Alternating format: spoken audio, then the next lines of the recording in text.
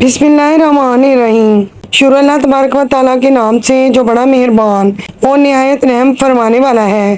اچھے اخلاق اور کردار کے ساتھ خوبصورت صورت بھی اللہ تبارک و تعالیٰ کی ایک بہت بڑی نعمت ہے، جس کی طرف ہر انسان کا دل خود بخود کھینچا چلا جاتا ہے۔ اس لیے باطنی حسن کے ساتھ اللہ تبارک و تعالیٰ نے اپنے تمام پیغمبروں اور رسولوں کو ظاہری حسن کی دولت سے بھی نوازا تھا۔ چنانچہ ہمارے پیارے نبی حضرت محمد مصطفیٰ صلی اللہ علیہ وآلہ وسلم اللہ کے بھیجے گئے تمام پیغمبروں اور پوری نسل انسانیت میں سے خوبصورت اور حسین شکل و صورت کے مالک ہیں۔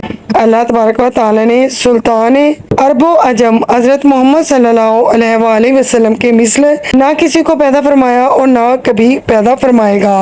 حضور پاک صلی اللہ علیہ وآلہ وسلم اپنی خوبیوں، کمالات اور ظاہری خصوصیات میں ایسے یکتا ہیں کہ اس میں کوئی آپ کا شریک نہیں ہے۔ امام قرطبی نے نقل کیا ہے کہ اللہ تبارک و تعالیٰ نے نبی صلی اللہ علیہ وسلم کا مکمل حسن و جمال دنیا میں ظاہر نہیں فرمایا۔ اگر حضور پاک صلی اللہ علیہ وآلہ وسلم کا مکمل حسن و جمال دنیا میں ظاہر کر دیا جاتا تو کسی میں حضور کی طرف دیکھنے کی صلاحیت نہ ہوتی۔ اللہ تبارک و تعالیٰ نے اپنے محبوب نبی کو جمال عطا فرمایا تھا۔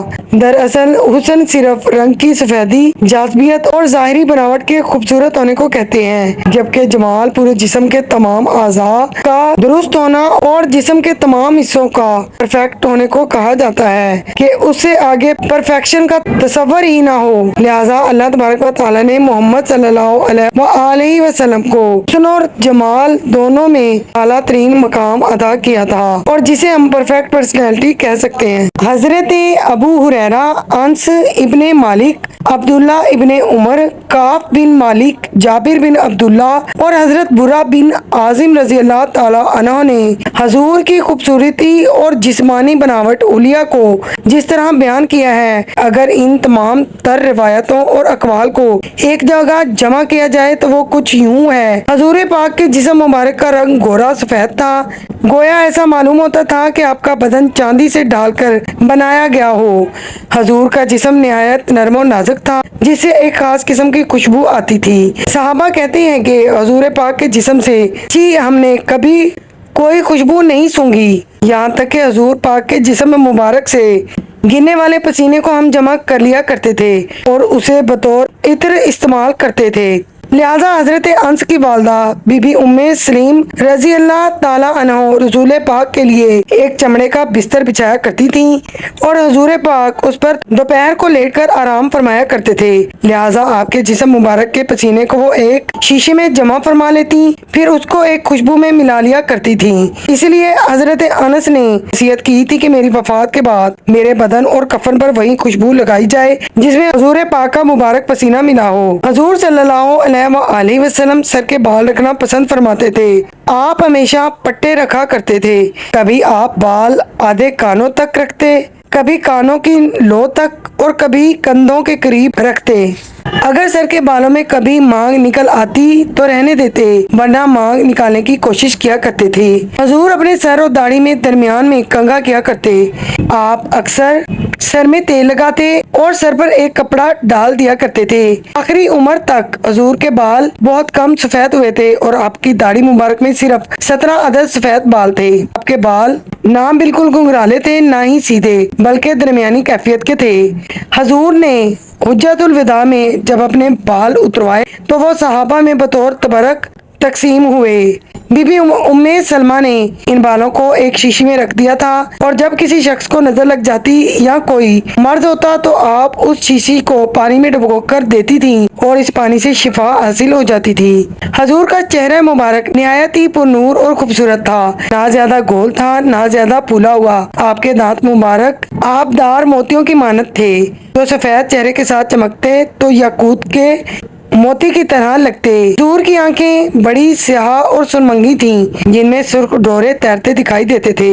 جب حضور کی طرف کوئی نظر کرتا تو یوں لگتا کہ آپ کی آنکھوں میں سرما لگا ہے، جبکہ آپ کی آنکھوں میں سرما نہ لگا ہوتا۔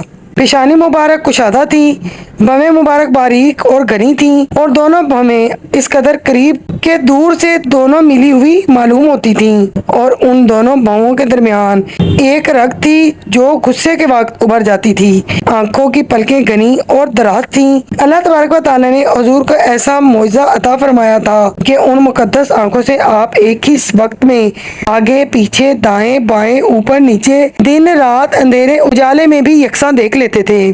حضور کی ناک نہایت خوبصورت اونچی اور خمیدہ تھی۔ ناک کی بلندی سے اس پر نور چمکتا دکھائی دیتا تھا۔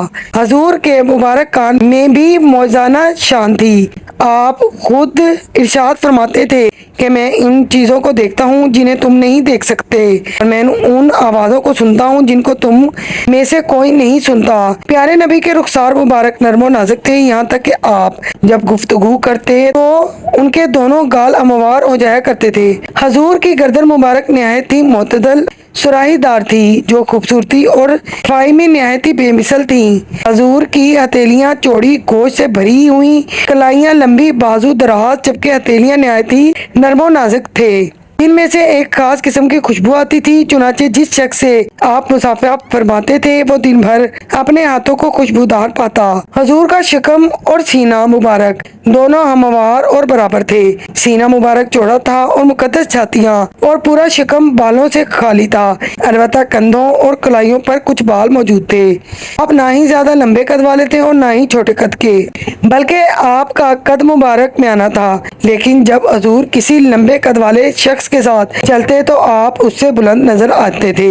آپ صلی اللہ علیہ وآلہ وسلم کا چہرہ اس قدر روشن اور پر نور تھا کہ مسلسل دیکھنے پر آنکھیں چندھیا جاتی تھیں۔ چہرہ عطر سورج کی طرح روشن تھا اور کوئی شخص بھی آپ کی طرف نظر بھر کر نہ دیکھ پاتا تھا۔ حضرت جابر رضی اللہ تعالیٰ عنہ کا بیان ہے کہ میں نے رسول اللہ کو ایک مرتبہ چاندنی رات میں دیکھا تو حضور ایک سرخ دھاری دار چادر اوڑھے ہوئے تھے۔ میں ایک مرتبہ چاند کی طرف دیکھتا اور ایک مرتبہ حضور پاک کے چہرے کی طرف دیکھتا، یہاں تک کہ میں نے فیصلہ کیا کہ حضور پاک کا چہرہ چاند سے بھی زیادہ خوبصورت اور پر نور تھا۔ حضرت عائشہ فرماتی ہیں کہ اگر مثل والے حضور پاک کے رخسار مبارک کے اوصاف سن لیتے تو حضرت یوسف کی قیمتیں لگانا بھول جاتے، اور زلیخا کو ملامت کرنے والی خواتین اگر حضور پاک کی پیشانی کو دیکھ لیتی تو ہاتھوں کی بجائے اپنے دل کاٹنے پر مجبور ہو جاتی۔ دراصل حضرت یوسف علیہ السلام اور دیگر حسینوں کا حسن صرف حضرت محمد مصطفیٰ صلی اللہ علیہ وآلہ وسلم کے حسن کی ایک خیرات ہے۔ حافظ ابن حجر لکھتے ہیں کہ ہر ایمان والے کا یہ عقیدہ ہونا چاہیے کہ اللہ تبارک و تعالیٰ نے نبی صلی اللہ علیہ وآلہ وسلم کے بعد کسی کو بھی آپ کی طرح تخلیق نہیں فرمایا اور نہ آپ کے بعد کوئی آپ کی مثل پیدا ہوگا۔ کسی شخص کا ایمان اس وقت تک مکمل نہیں ہو سکتا جب تک وہ یہ تسلیم نہ کر لے کہ حضور پاک کی ذات ظاہری اور باطنی کمالات پر ہر انسان سے بڑھ کر ہے۔ ناظرین، امید کرتی ہوں کہ آج کی یہ ویڈیو آپ کو ضرور پسند آئی ہوگی۔ ویڈیو اچھی لگے تو پلیز ویڈیو کو لائک کیجیے، چینل کو سبسکرائب کر دیجیے۔ اللہ حافظ۔